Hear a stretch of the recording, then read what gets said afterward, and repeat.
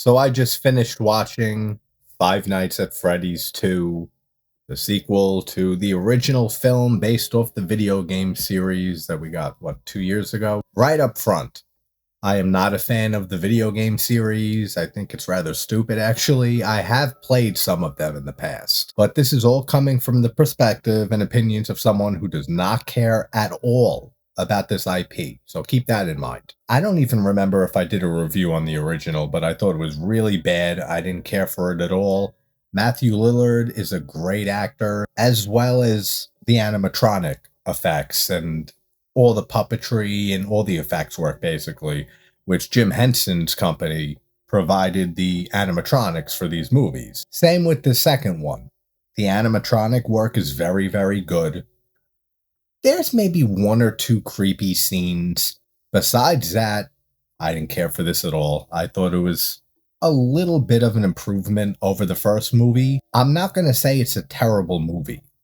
Just like I was talking about recently in Silent Night, Deadly Night 2, how people call things terrible too easily, and you could just point to a film like that and say, that's fucking terrible. This isn't a terrible movie. It's made well, and it should be for like a $50 million budget from Blumhouse here, which have been very hit or miss, Blumhouse, for the last, I don't even know how long, at least 5, if not 10 years. So we have Josh Hutcherson returning as Mike, and his younger sister, played by Piper Rubio, Abby, and she's still missing her friends, which, again, I'm not an expert on the lore or anything here.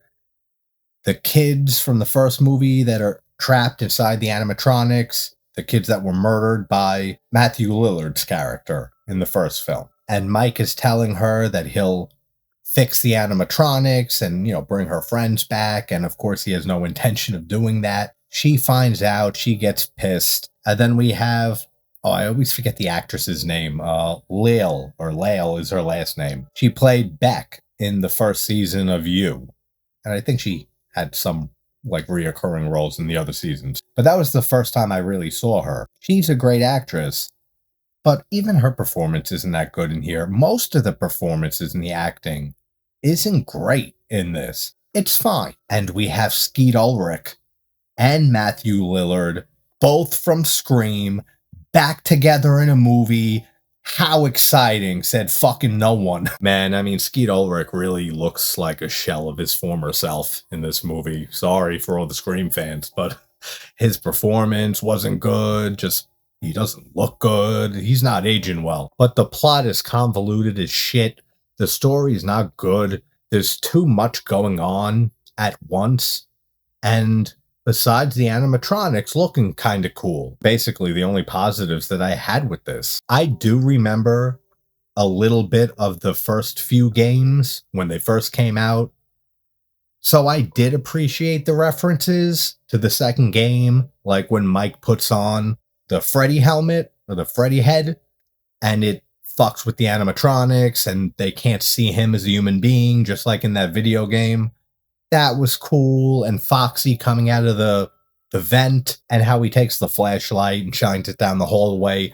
Those little references to the games, they're cool, but again, I don't really care about the games. For fans of this franchise, though, and fans of the games, I'm sure they'll enjoy this movie a ton more than I did and most people did, because it seems like this movie is a fucking flop across the board for most people. But it's fine. It was mildly entertaining.